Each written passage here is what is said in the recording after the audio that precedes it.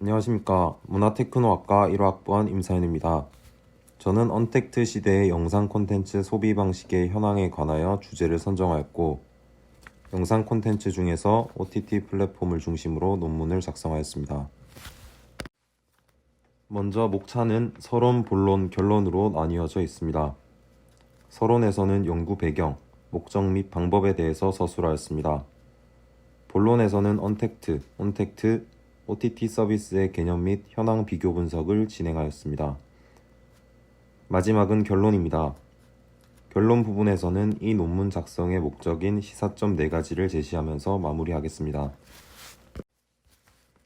2020년에 발생한 코로나19의 세계적 대유행이 2021년 현재까지도 종식되지 못하고 있습니다. 집에 있는 시간이 늘어난 대중들은 휴대폰이나 태블릿으로 쉽게 접할 수 있는 콘텐츠를 더 선호하게 되었습니다.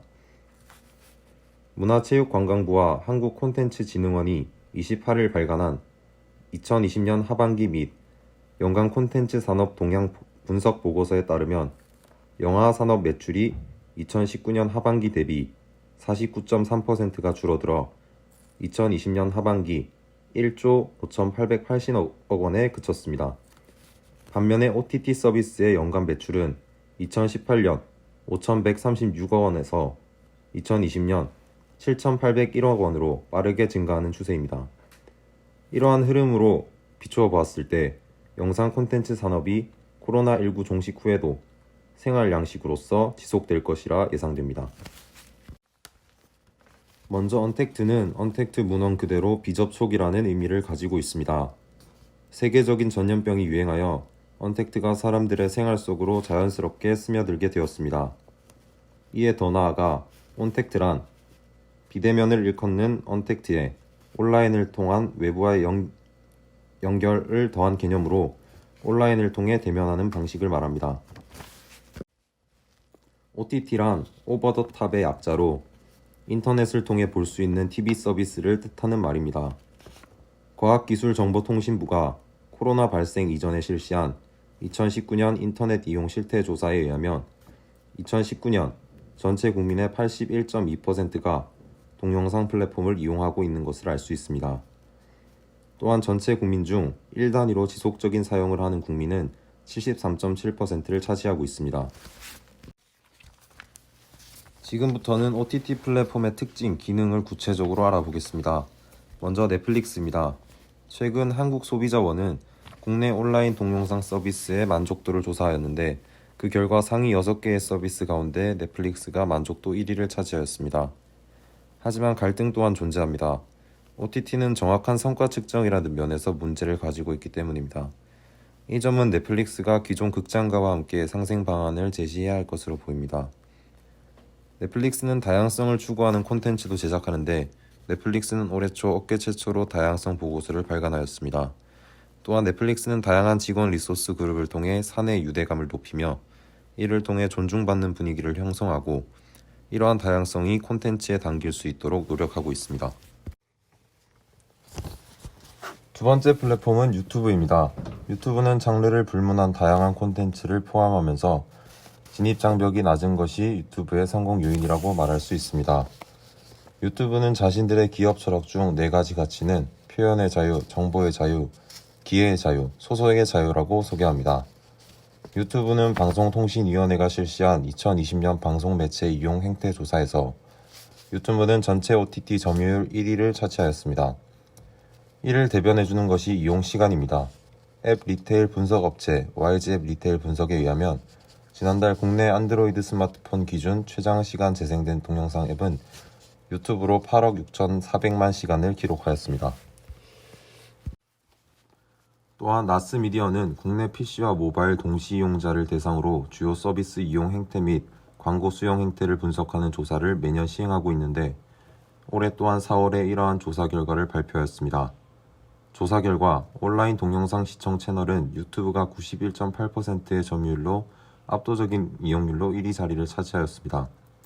하지만 문제점도 있습니다. 유튜브 알고리즘은 초반에는 단순히 조회수에 초점을 맞추고 높은 조회수를 가진 영상을 무조건적으로 추천하는 단순 시스템이었습니다. 2016년에는 기존의 영상 러닝타임 시청 시각이 기준이던 시스템에 머신러닝을 도입하여 이용자 개인의 취향을 파악하여 영상을 추천하는 알고리즘을 도입하게 되었습니다.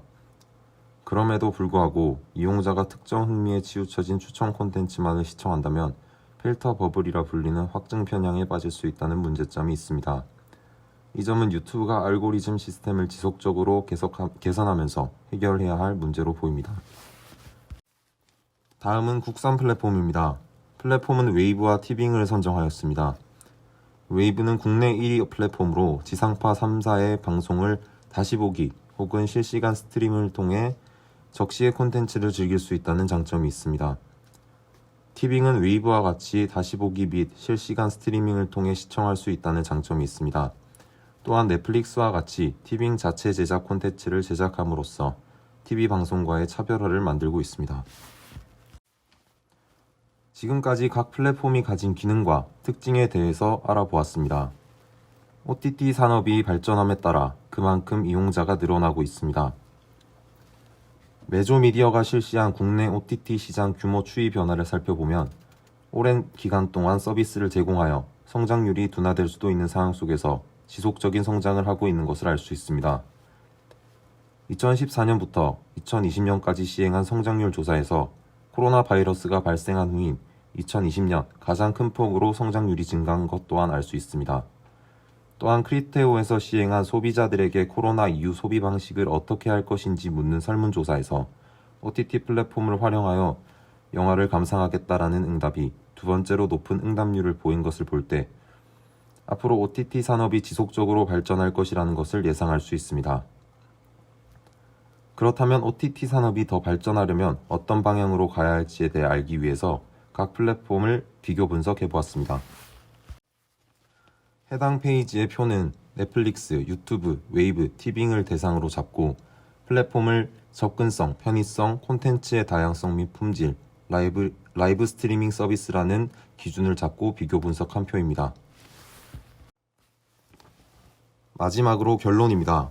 본 연구를 통해서 도출된 OTT 업계에 대한 4가지 시사점을 말씀드리겠습니다.